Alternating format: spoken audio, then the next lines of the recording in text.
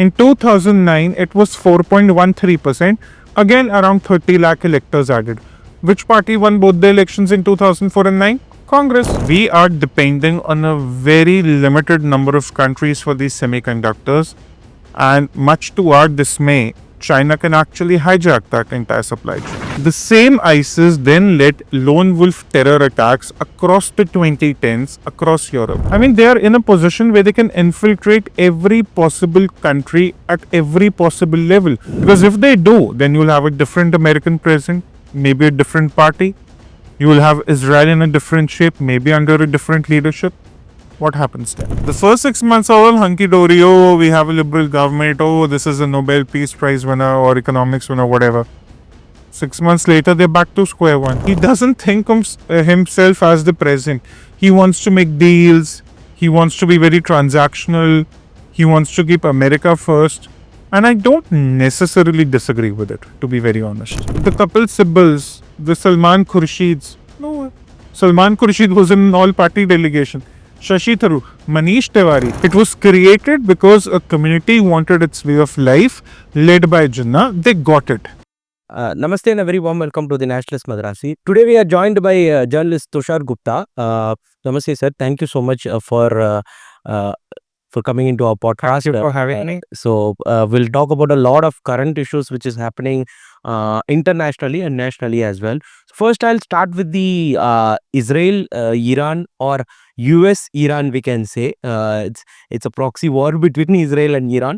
So what are your takes on Israel and Iran war which is happening, and the US interference, and they have a different stance when it comes to Pakistan, and they have a different stance when it comes to Iran. We'll discuss about all those things in a detailed manner. So what are your initial takes on that, sir? You make an important point that they have different rules when it comes to Pakistan and when it comes to Iran.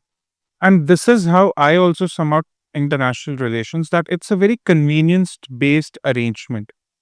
Whoever holds the economic power dictates the terms of this convenience, and that's how the entire model works.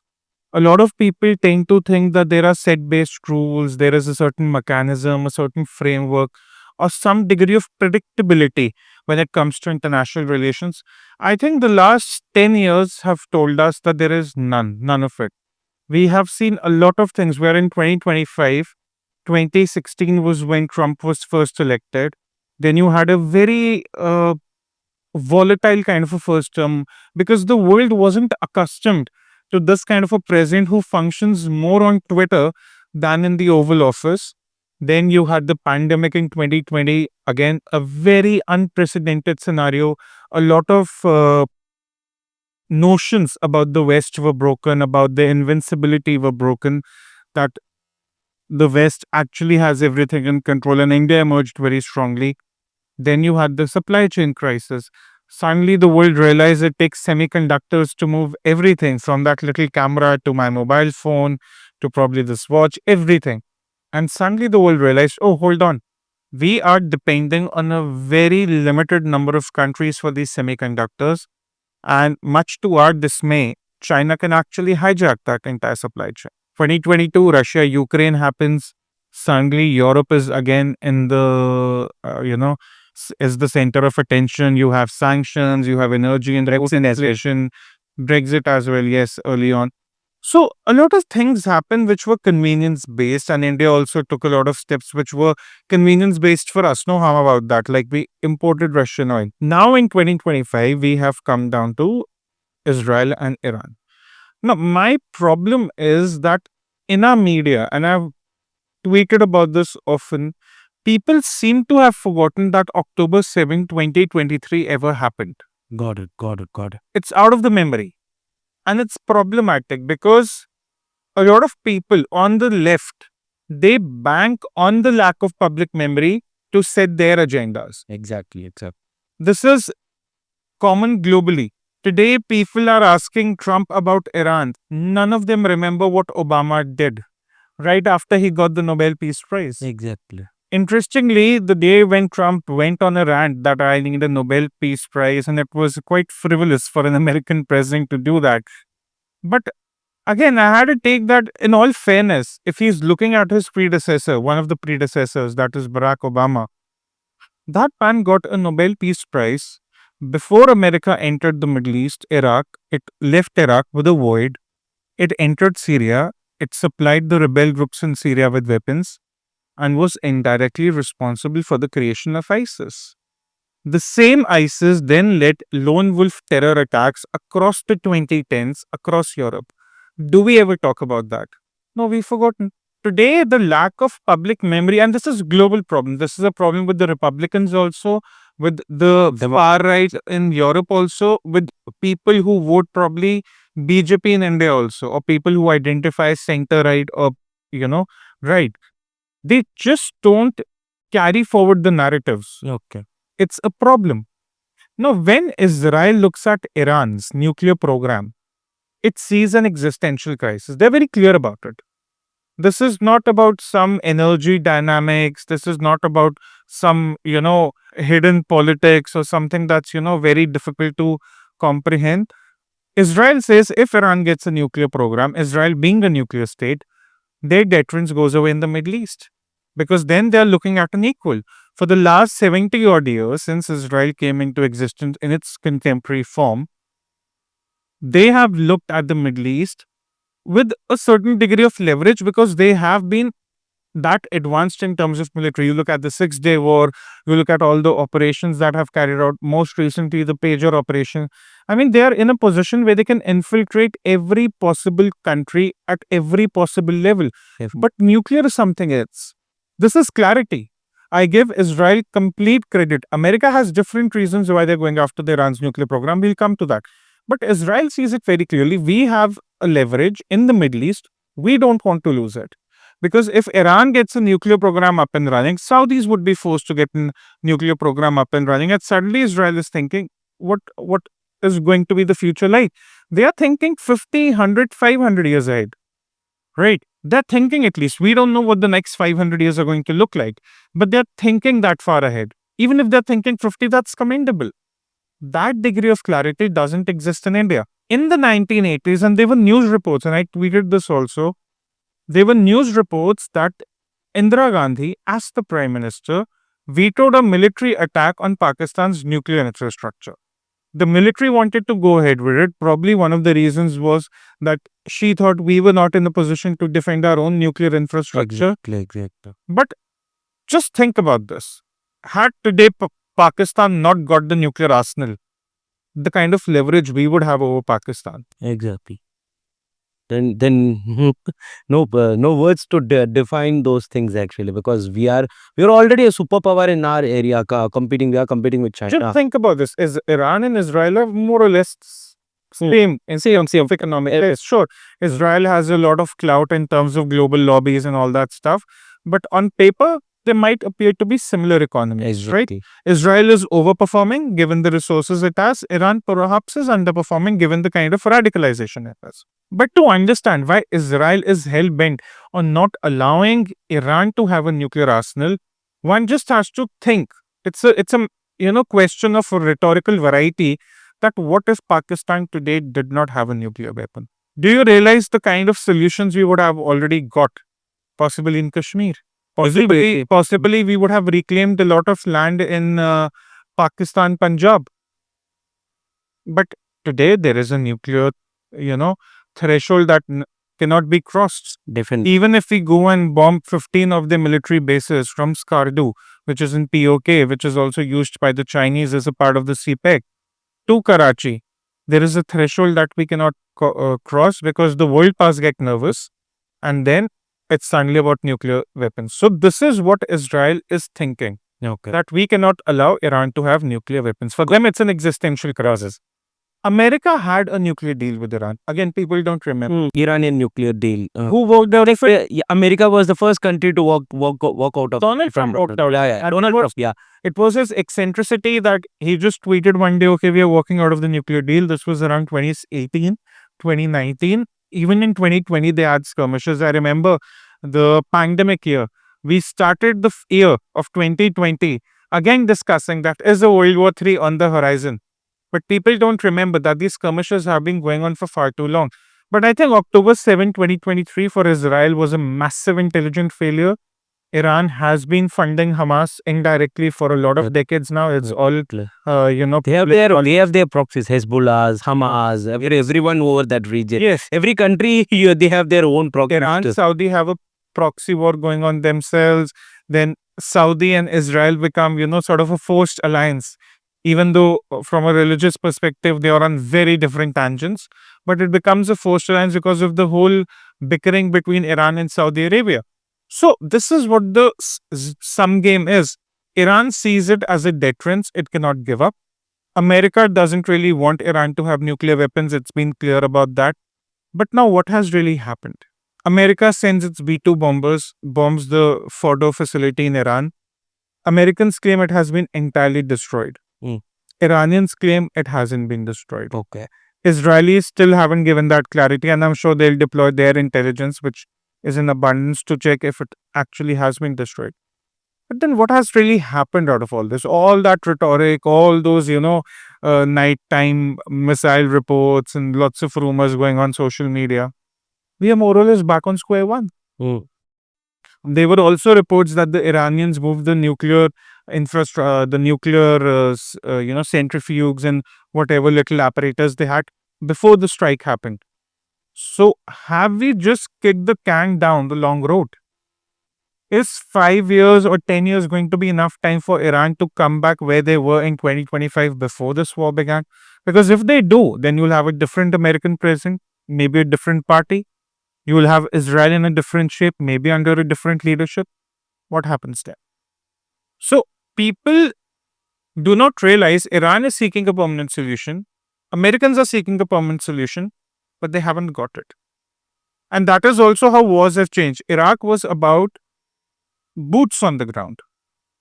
I don't know, a lot of young people who are watching, you yourself are pretty young. 2003, 9/11 had happened in 2001. And we were quite young, and I was hardly, 11 years old. In 2003, what was one of the most stunning sights on television globally? The statue of Saddam Hussein, boots on the ground. That was the end of a regime.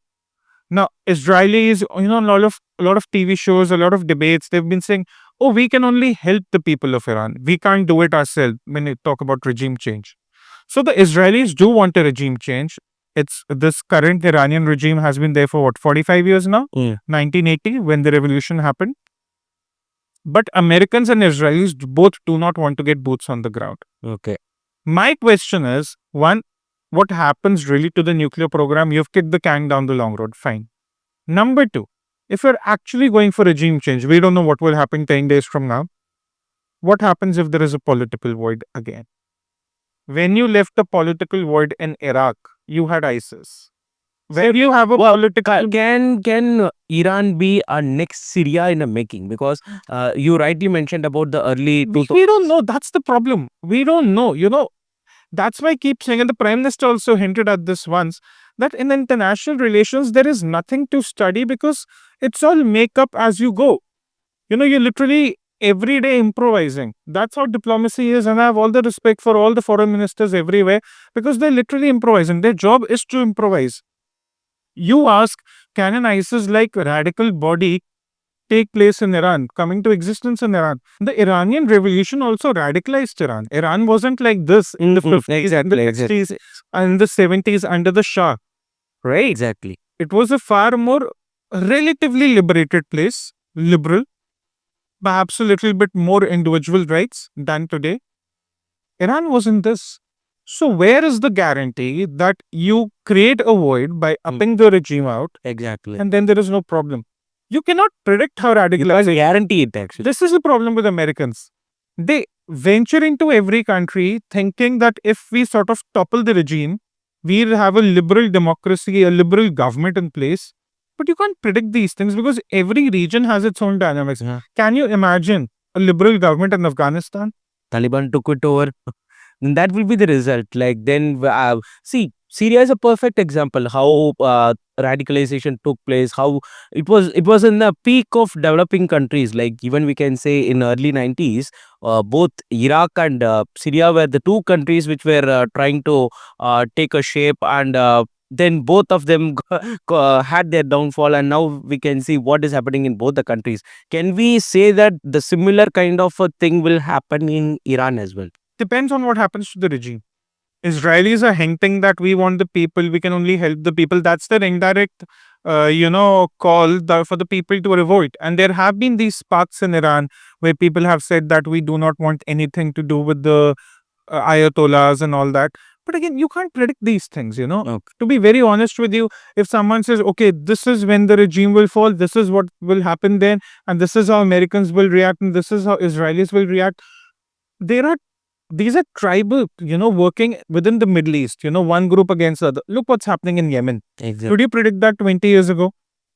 Exactly. Could you predict 20 years ago that the Saudi and the Israelis would be in an indirect alliance against Iran?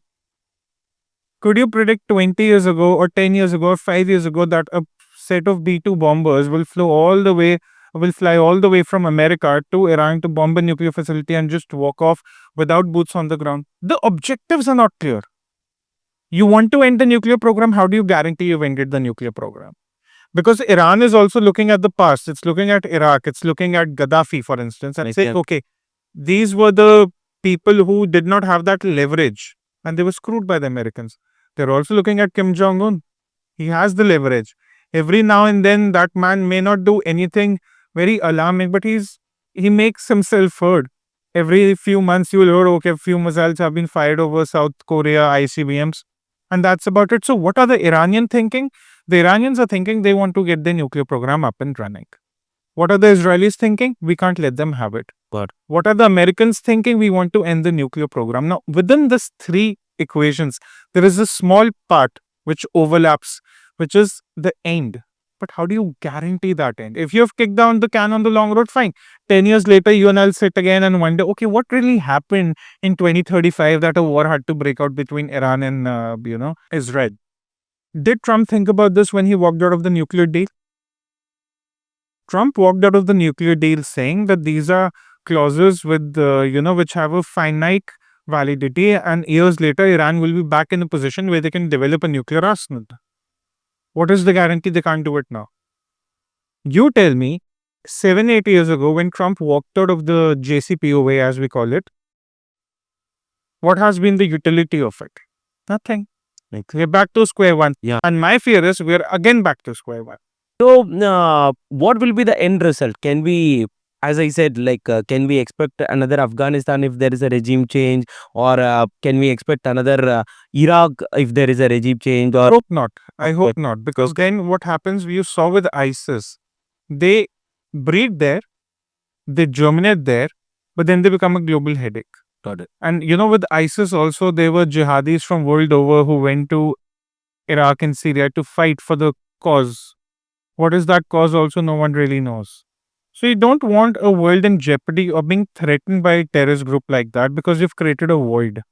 If you want to create a void, fair enough. Do you have a plan to get the Shah or one of his descendants back? Are the people going to accept it? These are questions only the Iranians can answer. I cannot answer them. The government of India cannot answer. Trump can't answer.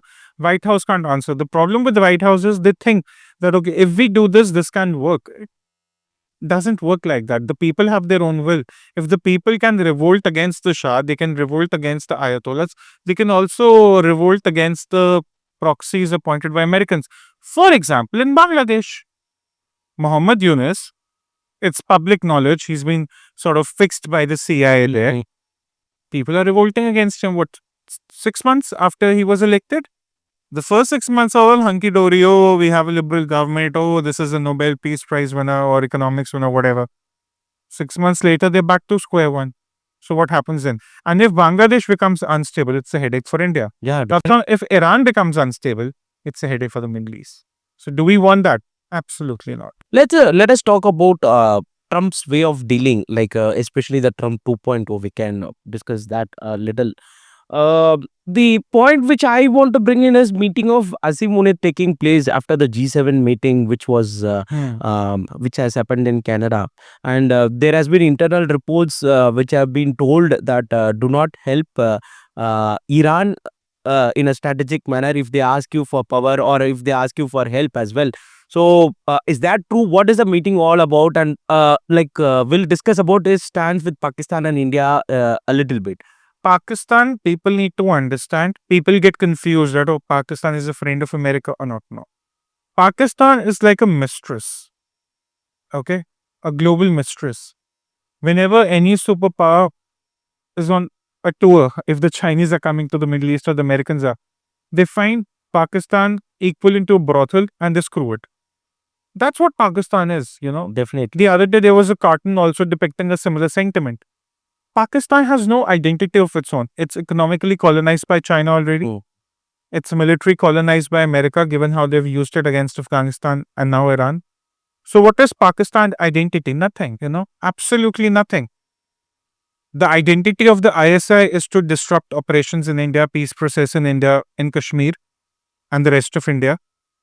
But what's Pakistan's identity as a sovereign? It's nothing. It's just a mistress which pimps itself out to the highest bidder. Some days it's China, on most days it's China, on a few days it's America, when the Americans are interested in the region. So that is how you need to look at Munir's meeting with Donald Trump. Okay. Nothing more than that. Nothing more than that. And that is how Pakistan has always been. Hmm. Since the 80s, since the 90s, 2000s, you know, Pakistan was used as a forward base in Afghanistan operations. But what happened? Osama was finally found in Pakistan. But the Americans sort of suck up to it, for the lack of a better phrase. They couldn't do anything about it. Yes, they eliminated OBL, but beyond that, absolutely nothing. Because, again, to use the analogy, you know, you can bicker with a mistress, you can sort of, you can fight with it, but it's at the end of the day cheap pleasure on a business trip. And that is what Americans think about Pakistan. That is what the Chinese think about Pakistan. Why do the Chinese need Pakistan? They need it, they just need their land to further their exports to the Middle East. They want to cut that dependency on the Andaman, sea entirely. They do not want to get into a position where they are reliant on the Indian Ocean for their supplies to be moved to the Middle East because they're a big exporting economy and their majorly exports happen from the eastern part of China. They want to cut that dependency. So again, it's a cheap mistress Got for economic pleasure. Got it. Got it. For Americans, it's military pleasure. Military pleasure. So we can say Pakistan is a military puppet of USA and an economic slave of China. That's Whatever political bickering is left, that's up to the Pakistani military. okay. I mean, think about a country so rotten at its core.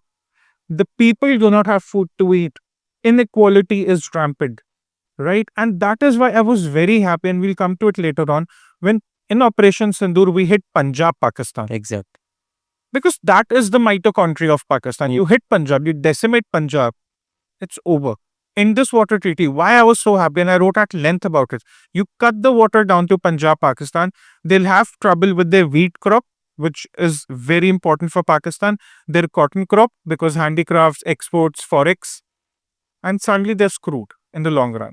Did Trump misunderstood the whole of India-Pakistan issue when it comes to Operation Sindoor? He was trying to do a media gimmick, we can say. He was continuously trying to push that I call for a ceasefire between India and Pakistan, which we are completely which we are completely not accepted as well. So what is the point in which Trump is trying to do all these things? And the other question is, did he misunderstood? Because Trump has been called as a friend of India or friend of Modi as well for a very long time, and even Prime Minister went to US and campaigned for Trump, and there was a very political event where both the leaders were on the same stage. Howdy Modi event happened, and so what kind of a what kind of an understanding can we take it from the Trump 2.0? Because the 2.0, from the instance it came, we thought, okay, because we were at the verge of the deep state, like a plant in the Bangladesh, and we were, even they tried to destabilize the government, or they want a regime change over here as well. Like they tried all those criteria when the Democrats was in power. So we thought that, okay, after Trump coming to power, like, okay, that's settled down time for us. But did we, or it is we the Indians, or we the diplomatic people, like from the diplomatic angle, did we take it in a wrong manner or in a misunderstood manner? See, Trump 2.0 somewhere stems from the anger also of losing out the election in 2020. Hmm. Trump, when he has come back now, he has come back with sort of a vengeance in his heart. You know, probably he thinks the Democrats wronged him in 2020. He had won the election. Again, we don't know. The electoral process was quite shady if I look at it from an Indian perspective. But at his heart, he's still that CEO. Okay. He doesn't think of himself as the president. He wants to make deals. He wants to be very transactional. He wants to keep America first. And I don't necessarily disagree with it, to be very honest. I like a leader who's transactional. I like a leader who's not a statesman, but a transactional leader. Even the prime minister is like that. He's very clear about how he goes about his diplomacy. Exactly. And there's nothing wrong about it. The problem with Trump is he often jumps the gun. Now imagine the other day he called out a ceasefire. He said it's all fine, it's all well. Minutes later, Iranians and Israelis were again in conflict. So he can't even guarantee a ceasefire for a war in which he's involved in. Exactly. So how can he sort of gauge what India and Pakistan are doing? He said, oh, they're in a war for 1,000 years. Pakistan has not been in existence for 1,000 years and won't be in existence even after the next 100 years. So Oh, 10 years itself, the people are giving a deadline of 10 years itself. So you're going so I don't know how he sort of simplifies stuff in his head, because for him it's transactional. Now he said that, oh, we are going to go for a trade deal with India and America, India and Pakistan. America has a trade deficit with India. Hmm. We export more than we import. Exactly. Right? We restrict the market access of several of the companies in India. Look at what we've done to Starlink. We are allowing it in India, but only through Airtel and Jio. We are having a local, collaboration also, which again will have a lot of positive repercussions. Look at what has happened to Tesla. Look at what has happened to a lot of companies. Visa and MasterCard. UPI has destroyed them completely. So a lot of people think, oh, we have some sort of a reliance over America. We don't. Yes, we are not going independent in big ticket, which is a mistake we are making, which is something we should have done, which we should have devoted our 2020s to at least.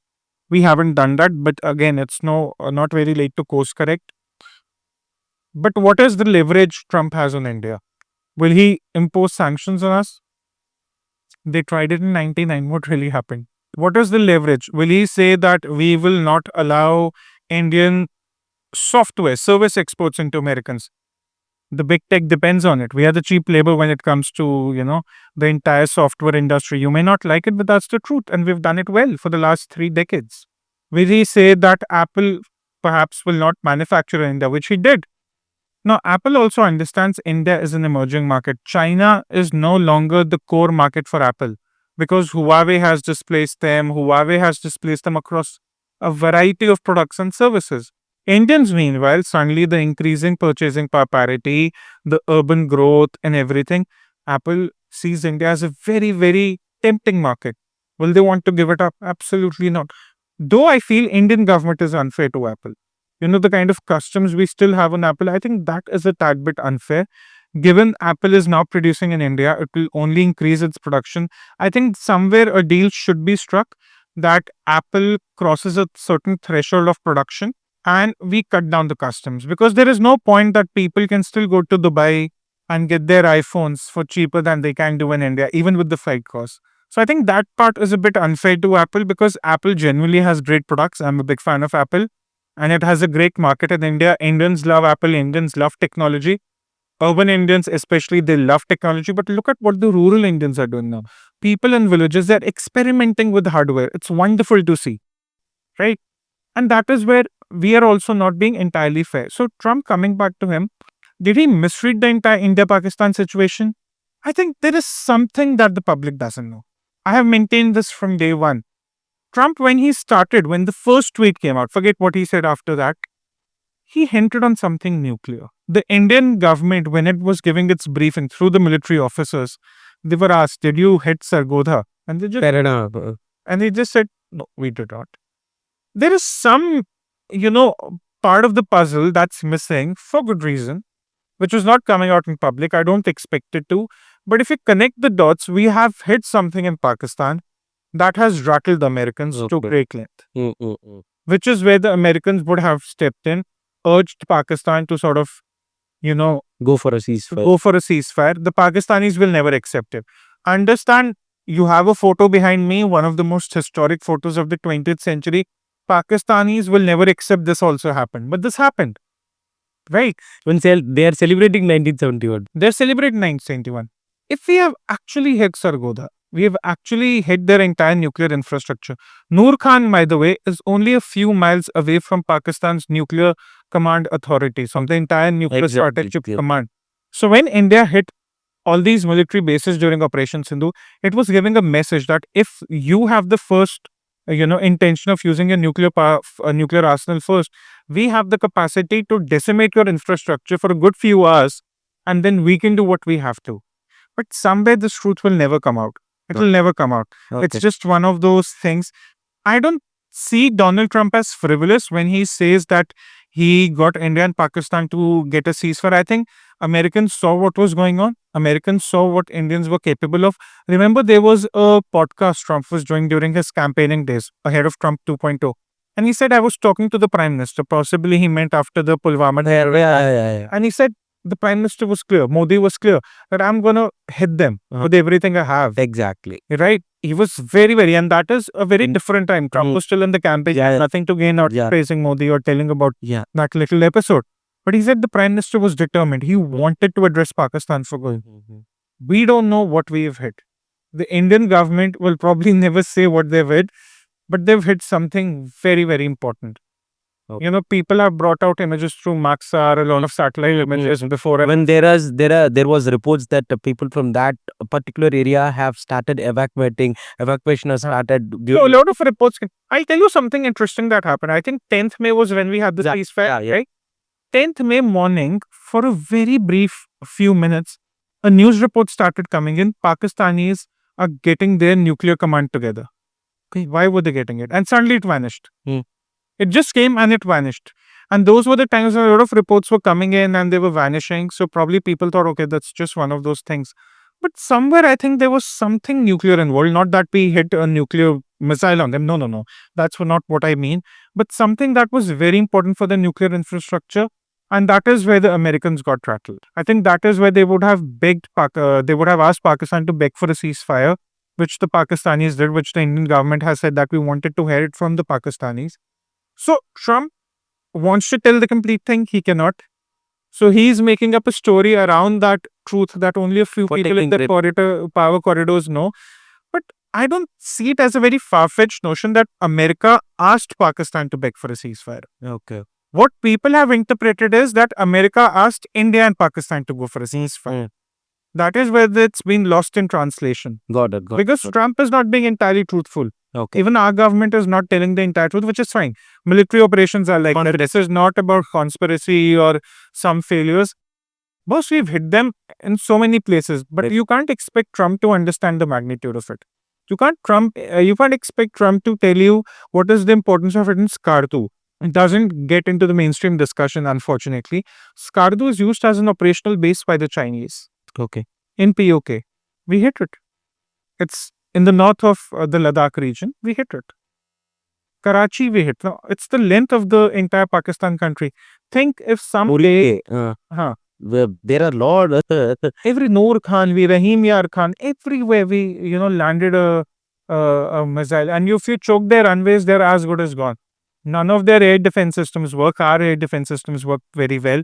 So all those technicalities have somehow been lost in this Trump rhetoric feast that, oh, I did this, I did that. I think the only thing Americans may have done is seeing at what level of determination Indians were operating and the Navy was yet to get into action. I think they asked Pakistan to beg for a ceasefire. Clearly, Pakistan will never accept that fact. They would want to say Indians went for it. And that is where it's all losing in translation too. So sum it up, Americans must have asked Pakistan to go for a ceasefire. The idea of the world police, which US always pretend to be, is that fading, or what is it all about? Because and again, like we'll talk about Operation Sindoor and post Operation Sindoor a little bit later. And again, like he is trying to put a ceasefire between Russia and Ukraine as well. And when it comes to Russia and Ukraine, and we know Putin listens to no one. So, what is the idea all about Trump trying to put in when it comes to Russia? Because another thing is like he still acts upon all these issues. He interferes in all the issues. He tries to intervene in all the issues, and he still portrays to be the world's policeman or the world's safeguardian or something like that. So, is that idea fading in the last 10 years? Like, what is your take on that, Tusharji? What do the B-2 bombers tell you? The ones that just flew over Iran. The military industrial complex of America is still unbeatable. A lot of people used to speculate, early on in the 2010s and even early 20s when the question of Taiwan came up, that maybe the Chinese have now an upper hand over Americans. I don't think so. I don't think so. That's the case. I think they'll continue to be the world's policemen because of the military industrial complex they have. The domestic politics is a different story. They're a very polarized country right now. And that's going to stay for a while because the kind of social dynamics America has. But if you look at their foreign policy, I think they're in a position of power. But the problem is, even people like Zelensky are not hearing them. Zelensky got a schooling in the White House from Trump and JD Vance. He goes back, he then attacks Russia. Now, the problem is wars are getting prolonged. They're not resulting in any objective. As we started with Iran and Israel also, I told you, JCPO's walkout happened, and then, you are back to square one. Again, you're looking at 10 years ahead. What if Iran gets its nuclear program up and running? You're back to square one. Russia, Ukraine. You keep hearing about damages done here and there. But where is the end result? Nowhere. India, Pakistan also on third, fourth day, and I was one on a show with Barkha, and I had simple question. It's now in the third day. What is the objective that we have? What is the large object? Do we want to get a chunk of Punjab's Pakistan? Because we were not going into POK, we had no boots on the ground. Do we want to bomb them enough to sort of take that 3 to 5 kilometers of territory just as a warning sign for the future that we can do it? Do we want to prolong the battle of chicken neck? We want to extend it into Bangladesh. We have to have a single objective. Russia, Ukraine. Russia has a clear objective, but then it's coming at a cost. It's like Americans getting stuck in Vietnam again, all over again, or in Iraq, or in Afghanistan. A lot of damage, a lot of chaos, a lot of dollars, a lot of death counts, unfortunately, but then there is no end result to it. Russia, Ukraine is prolonged. Iran, Israel for now is in limbo. India, Pakistan right now is in limbo. North Korea, South Korea has been in limbo for decades. China, Taiwan, it's a spark. Every now and then you see a spark. Nothing really happens. We don't know. So America's military industrial complex is pretty good. But that military industrial complex is not getting them the end results, which is possibly what they want. The military industrial complex keeps running because the wars keep prolonging. It's like the justice system in India. If you keep delaying justice, the lawyers are making their money, the judges get their salaries on time. It's the victim that is left, with nothing. It's similar with the world politics also. It's unfortunate because, again, I'm telling you, give me one war in the last 30 years which had an end result, which ended with the objective which it was started with. He can't name anything. Even Indians did not have an objective Yeah. during Operation Sindoor, except the part we want to hit their terror camps. That was the first objective. But then the Pakistanis made the terror war as their own war. And then we were hitting the military bases. But what was the objective after that? It has not come out yet. It's just chaos. It's more chaos. It's like now the winner of a war will be decided as to how much damage they can inflict. And unfortunately, it's like a David versus Goliath. Got it. The bigger person has a lot to lose here. Americans had a lot to lose, but they were not worried because they were fighting thousands of miles away from their own land. Russia, Ukraine are fighting on their borders. India and Pakistan are fighting on their border. China and Taiwan are going to fight, if at all, on their border. Or maybe they'll never fight. Because even with respect to Taiwan, America has got what it wanted, which was the semiconductor industry. If they can get to produce 3 nanometer chips in America, let me tell you today, they won't give a damn to what happens to Taiwan. It's all about getting that capability of TSMC to America. If that happens in 5 years, the Americans won't care. And it might be a deal the Americans have struck with the Chinese. We need 5 years to get our industry up and running. Whatever happens to Taiwan may happen because it's already happened to Hong Kong. Got it. People didn't even realize that the beginning of the pandemic was marked by the Chinese swift takeover of Hong Kong. But because it wasn't a military takeover, it was a very smart legal and constitutional takeover. In their definition, Americans did nothing, right?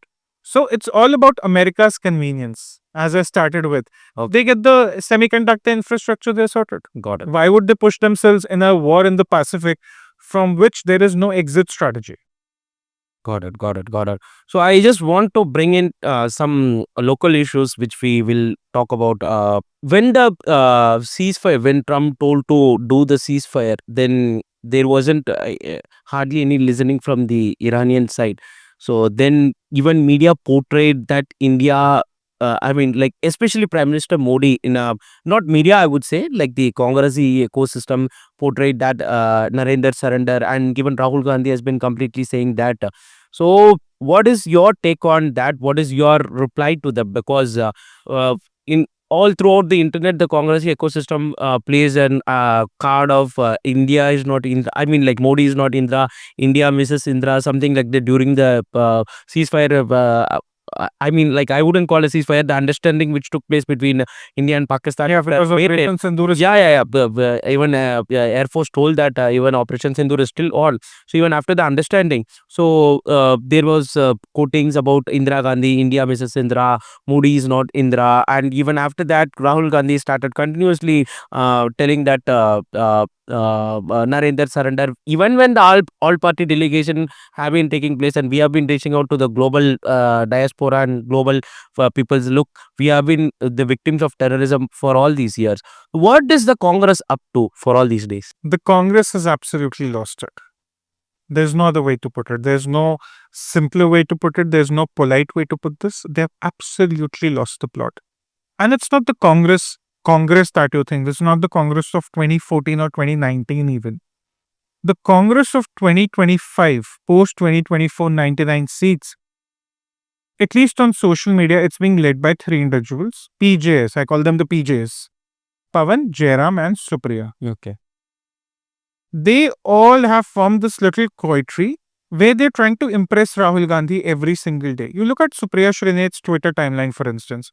Every day, a barrage of tweets accusing the Prime Minister, accusing the BJP, uncouth, vile language. She probably thinks it gets them the attention, which she in her head thinks will translate to votes on the ground. I'll tell you, I have a couple of opinion polls from Bihar, which have not been made public yet. The Congress is nowhere in the picture. Exactly. It's nowhere, not even double digits vote share. But that is what is going on. They think demeaning the Prime Minister is very intelligent. I'll give an interesting fact. Again, people in the media are not picking this up. 10 Congress MPs have not endorsed Narendra Surrender. Not even 10 of them. There are 90 odd Congress MPs. Not even 10 of them have endorsed. But you will find at least 10 MPs who have endorsed Operation Sindoor. Have you seen Priyanka Gandhi Vadra talking about Narendra Surrender? It's Jairam Ramesh, Pawan Khera, Priya Shrinet, Rahul Gandhi, right? KC Venugopal maybe, Mallikarjun Kharge maybe, he's the party president. But that's about it. Where is the larger Congress on the ground going out to say, oh, Narendra Surrender is working? No one. I'll tell you something very interesting since I've been doing TV for almost 8 years now. A lot of people who earlier used to identify as Congress spokespersons now very quietly, very cheekily say, oh, we are political analysts. Okay. We are independent political analysts. They take the Congress line even now, but they want that distance from the Congress. Why? Why are they so afraid of identifying as Congresses? Because I'll tell you, someone who's a Congress worker on the ground, he knows that if he goes to the people in any state, even in a state that doesn't vote BJP, perhaps the state you come from, they won't accept the fact that Narendra Surrender is actually a thing. It's nonsensical. It's frivolous. It doesn't make any sense. You don't want to discuss what has been the magnitude of Operation Sindoor. You don't want to discuss that we've hit Pakistan in Punjab, in their heart. You don't want to discuss any of that. You don't want to discuss that we may have dismantled their entire air infrastructure, Air Force infrastructure, briefly enough for India to take the necessary action, if at all required, in the future. You don't want to discuss what may or may not have transpired in Sargodha. You don't want to discuss that we are now hitting bases that were also used by the Chinese for this epoch. A lot of bases that we hit, even in mainland Pakistan, except POK, they were used by the Chinese for their CPEC. You don't want to talk about our air defense systems working well against Chinese and Turkish drones. You don't want to talk about anything, but you want to cling on to what Donald Trump is saying with his limited knowledge about the dynamics between India and Pakistan, that, oh, look, you have surrendered. Do you think this is a prime minister who surrenders? If he had to surrender, why would he go all in on Pakistan? Why would he? It's a question of common sense here, and common sense has now eluded the Congress because they thought we have 199 seats, 140 seats, just 50 more seats, and we'll probably form an alliance government. We'll start something from Mamata Di, from DMK, from Samajwadi.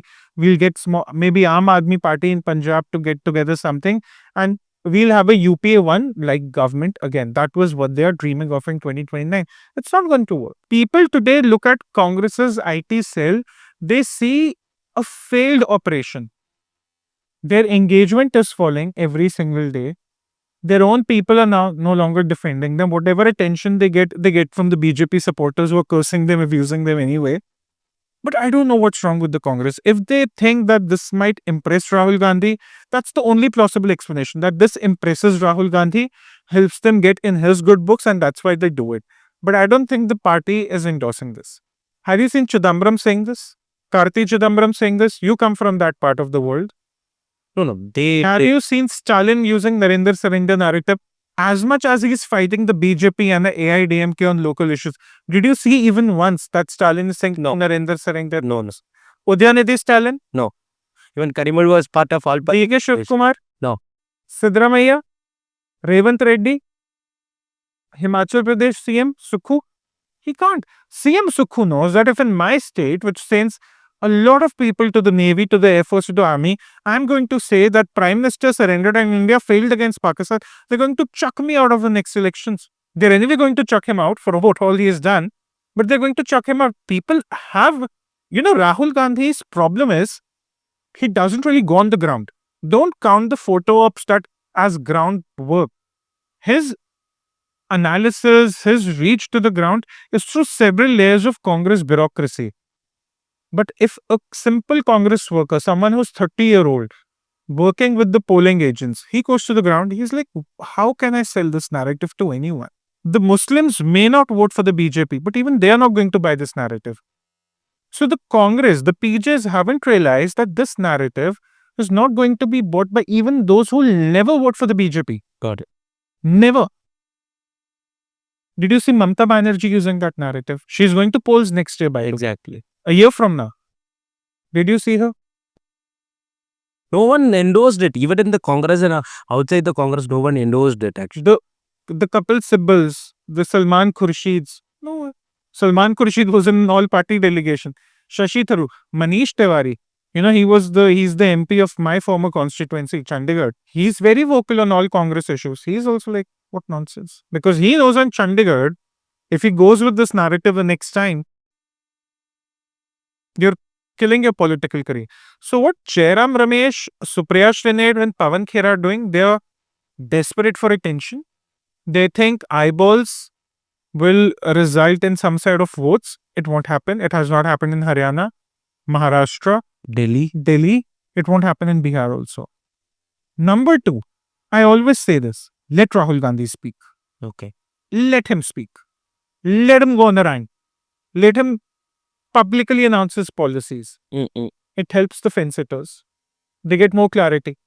A lot of people, often they're disgruntled with the BJP for a lot of reasons. And then they listen to Rahul Gandhi. And then they're sorted. Remember all the mockery that was done in the parliament when they made the Ayodhya MP sit right next to Akhilesh Yadav and Rahul Gandhi, and they were saying, you build the Ram temple, here's Ayodhya MP with us. It was mockery. Now, it's not that all the Hindus who are going to go to the Ram temple or going to the Ram temple are Congress voters. Not necessarily, right? Exactly. There are different issues on different scales. So You know, you're mocking the sentiment of all Hindus, even if they're voting for you for the Congress. The people responded in Haryana. In Haryana, probably the vote share difference was still respectable. In Maharashtra, that was the situation. huge, In huge. Delhi, Rahul Gandhi was going around Ames.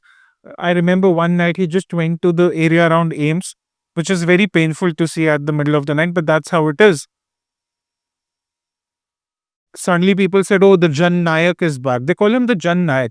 But Jan Nayak cannot be, on holiday for 300 days a year and only be active for 60 days a year with a dozen cameras around him. That's not how politics works. Exactly. You may mock the BJP for being a 24/7 election machinery, but they've got it right. Yeah, yeah. That's what a job of a political party. Because they have realized people don't remember, people don't have that memory.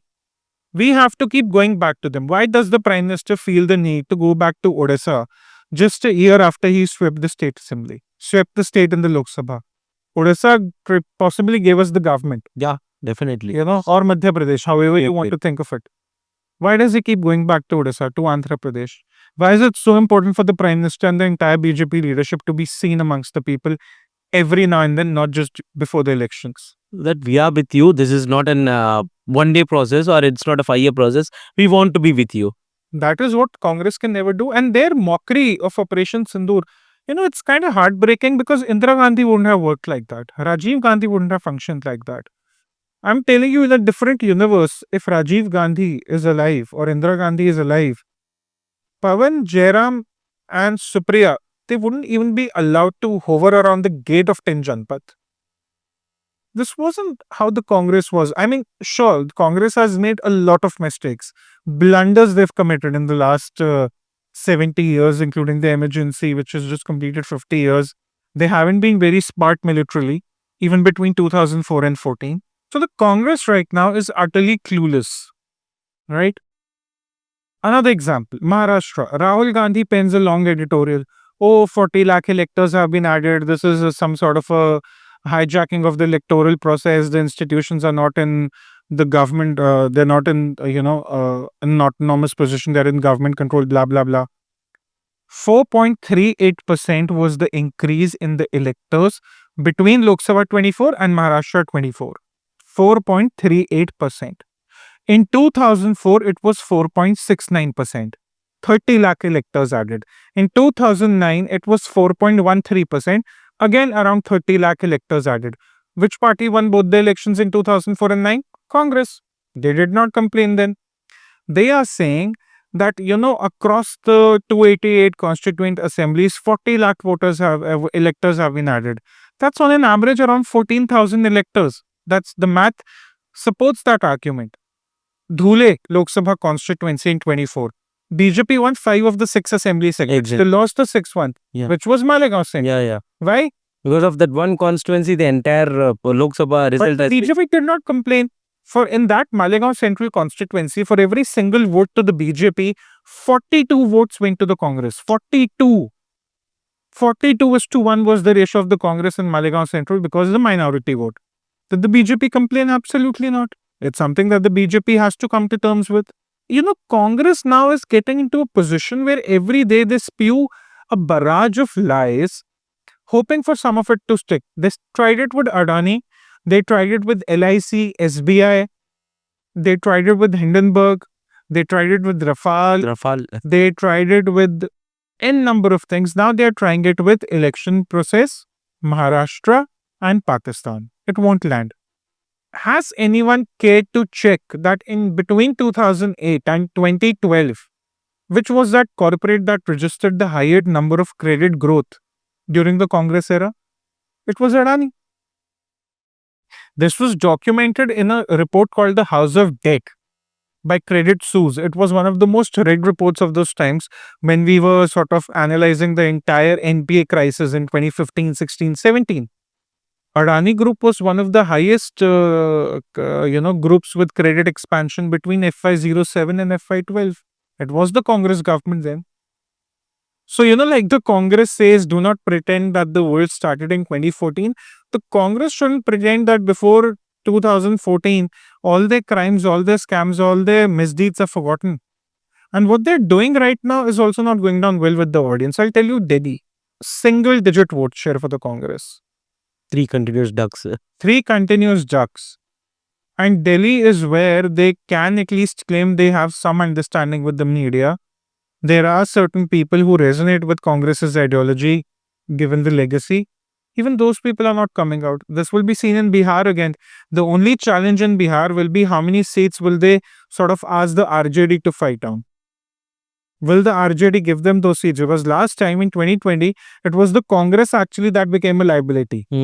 I think around 70 seats they fought, if I'm not wrong. And they did not win much. I think they won around 18 or 19. The same challenge will come up in UP also, 2027. Definitely. So Congress today, I don't know what it is doing. It won't have the endorsement of the previous Congress, but maybe it's not the previous Congress. Maybe the Congress we knew is long gone. Maybe what we have is a refined version of the CPI. This is what we have as an opposition today, as a principal opposition, a refined version of the CPI. Because I think a lot of people who are in their 50s, their 60s, 70s, even in their 40s, they would know Congress wasn't like this. It was ineffective, it was inefficient, it was riddled with corruption, it was riddled with bureaucracy, it was riddled with a lot of problems, but at least it was not siding with Pakistan's narrative. It wasn't a government that was being quoted in Pakistan's news channel. It wasn't a party that was being quoted in Pakistan's news channels. So I think the Congress has a lot to think about, but the BJP shouldn't sort of take this lightly. 2029, you'll have young voters, a lot of them 2034 also. 2034, you'll have voters, first-time voters, who have not seen anything other than Prime Minister, assuming he wins 29, which he's pretty much on strong footing right now. 2029, your first-time voters would have been 3 years old when the Prime Minister took over. They have not seen anything else. Yes. Those young people do not know what the Congress era was like. Exactly. They have no understanding of what to compare this Congress with the previous Congress. When did the Congress last speak about wealth redistribution? Where does these policies come from? Equity, caste census, economic mapping. Rahul Gandhi has 8 crore rupees invested in the stock market as per his last election affidavit. This is not some secret knowledge, it's public knowledge. He's talking about wealth redistribution. It starts from the Gandhi family. Kapil Sibbal's election affidavit you pick up. Abhishek Manu Singhvi's election They're the affidavit you top pick up. lawyers. Thousands of crores, and they've earned that money. No one is saying that these are illicit, money accumulation. It's all hard-earned money. Fine, they've worked whatever they've done. They as lawyers, they charge a high fee. That's fine. That's their business, none of our business. But then, is this party going to talk about wealth redistribution? Can Rahul Gandhi say, I'm liquidating my entire stock market holdings. I distribute 8 crore rupees to my party cadre in Delhi at least. No, he won't say all that nonsense, right? I think that's one thing where absolutely that can't be accepted. Or let's start from them. Let's start from your family. Look at the caste census. You think they care about the OBCs and the SCs and STs? Absolutely not. The problem with the OBC categorization has been that it doesn't need religion categorization. This is more about socially and educationally backward. So a lot of Muslims actually make it to the OBCs, and this is my problem pan-India. Why are Muslims within the OBCs? If 75 years after the creation of Pakistan, you had to dole out religion-based reservations, why create Pakistan? Exactly. You know what's the misfortune of this country, of this narrative? We have stopped telling our younger generations why Pakistan was created. We've just assumed in our heads, Pakistan must have existed for 1,000 of years. It's just 75 years old. It was created because a community wanted its way of life led by Jinnah. They got it. That was the understanding. So why should Republic of India have any place for religion-based reservations? And if you're going to go for Muslim reservations, as Tejashwi Yadav has also pointed out, then why should the Sikhs be left behind in Punjab? They'll say, we also want reservation. There are Dalit Sikhs also. Then the Christians in Goa and Kerala will say we need reservation. The Jains in Gujarat will call for it. The Buddhists in Himachal will call for it. The Parsis in Mumbai will call for it. Where does it end? Definitely. So that's a longer debate actually. Caste census, the BJP is also going for it, and my hope from the BJP is, I'll give an example. Bihar had a caste census around 200 castes. The first 25 castes, in terms of ascending order of shares, Population. they take up 80% of the population share. They make up for 80%. 25 castes make up for 80% of the population share. The other 180 make up for 20%. Okay. Now, the problem comes when you have OBC reservation, the benefits do not get divided equally, proportionally. Exactly. That is the part you must focus on. Exactly. Taking the marginalized communities within the larger marginalized communities together. This is what the BJP has also said every time, that when we look at OBCs, we don't want to look at just say one community, say Yadavs in Bihar or in Uttar Pradesh. We want to look at the communities that are 2% in vote share. Some are 0.003% in vote share. Exactly. A few lakh people. But you can't forget them. Even Kurmis are 6% in Bihar. Yeah, I'm not right. wrong. So probably less, right? Probably less. So this is what the caste census should actually, focus on, that, okay, we are ensuring that the marginalized within the marginalized, is a Dalit and Mahadalit, Pirit and, all that, they are not left behind. But it cannot be a tool for religion-based reservation. That is, I think, is unacceptable. In Karnataka, we saw a teaser of it. And this is all a Congress strategy. Start with religion-based reservation. Local reservation, they were debating at Karnataka. Why do you need local reservation? Local reservation means you're robbing India of its character, Exactly. of its diverse character. A person in Punjab can set up a life in Karnataka, but suddenly you're telling him, I'm sorry, you're from Punjab. We have local reservation. Why? Why should the world's fourth largest economy be held hostage to such regressive ideas of the Congress? And this is the Congress of today, a regressive party, or a regressive shadow of a party that was once, with far more regressive ideas and a leader who's incompetent. He's just not resonating with the people. And because he's not resonating with the people, he's going for a scorched earth policy. But again, the voters understand better. And I think, as they've answered him in the previous elections also, there will be some states the BJP will not win, surely. I don't see Congress coming back in a lot of states. I don't think they'll come back in Himachal, for sure. I don't see them coming back in Karnataka. In Punjab, I thought they might have a chance. But the bypoll that just happened in Ludhiana, Congress was nowhere to be seen. So when BJP got 22% of the votes, yes, I'm not wrong. But the Congress is not winning. That's my point. If you can't even win in Ludhiana, that's one of the easier seats to win for a BJP. And it's holds true for the BJP also. I don't know what they're thinking for 27. So are we looking at a point, possibly, where you might have Congress reduced to just one state around 2027, 28? We don't know. But it's pretty much possible. Telangana also has its share of problems right now. You come from that part. So that's a bipolar, like a party repeating twice or thrice, it will be difficult because already they had KCR for 10 years. Maybe you'll have alliance winning, but what alliance? TMC doesn't fight with the Congress. Yeah. DMK is the only one that gives Congress some respect, but TMC doesn't. Exactly. Samajwadi won't. RJD, I don't know how much they will. OAC won't. Think about this. RJD today has a better shot with OAC because OAC can at least move some seats in eastern Bihar, where there's a minority vote angle. But they can't rely on the Congress. That is what the Congress is. Because Congress also, it's a larger debate, but we need to discuss this. Congress is also now chasing the minority vote along with the regional parties.